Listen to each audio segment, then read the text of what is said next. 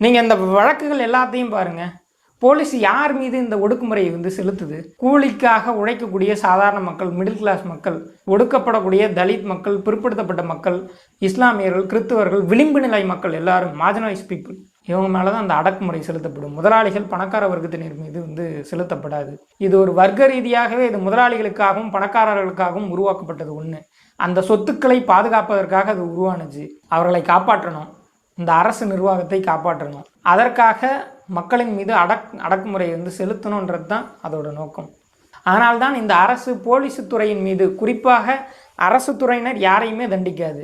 நீங்களும் நானும் குற்றம் செஞ்சுட்டா நேரடியாக வழக்கு போட முடியும், உள்ள தள்ள முடியும். ஆனால் போலீஸுத்துறை, போலீஸில் இருக்கக்கூடிய அது குற்றம் செஞ்சான்னா அவனுக்கு மேலேருந்து ஆர்டர் வரணும், நீங்கள் கைது செய்யலாம், நீங்கள் வழக்கு போடலாம்னு உள்துறை செயலாளர் முதற்கொண்டு, முதல்வர் முதற்கொண்டு இதற்கு சைன் போட்டால் தான் இது நடக்கும். இதான யதார்த்தமான நிலைமை. பிஎன்எஸ்எஸோட 218 இதான சொல்லுது. நீங்கள் உள்துறை செயலருக்கு இதற்கு அதிகாரம் கொடுக்கவில்லை என்றால், முதலமைச்சர் இதற்கு அதிகாரம் கொடுக்கவில்லைன்னா ஒரு போலீஸ் அதிகாரி மேலே கூட நம்ம கேஸ் போட முடியாது.